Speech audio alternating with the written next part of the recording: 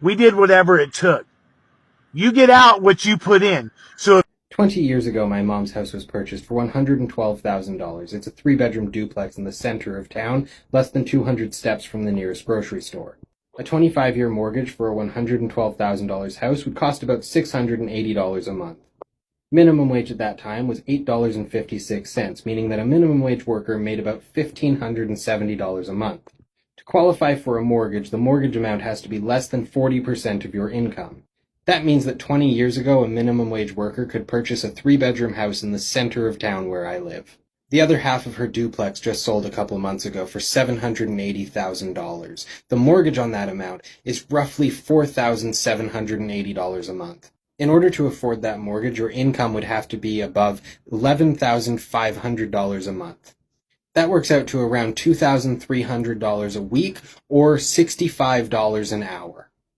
Minimum wage is $15.65, meaning you would have to make over 4 times the minimum wage in order to achieve what a minimum wage worker could achieve 20 years ago. My generation is not working less hard than you are. My generation has to work harder than you did to achieve the same things you achieved.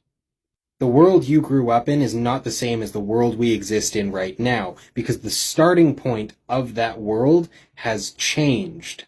20 years ago, a minimum wage worker could rent a 1-bedroom apartment to themselves, work hard, work their way up, and buy a house. Now, a minimum wage worker can afford to rent a room in somebody else's house, work hard, work their way up, and afford to rent a 1-bedroom apartment to themselves. The point in your life where you were putting down payments on houses, we are getting our first apartments that we don't have roommates in.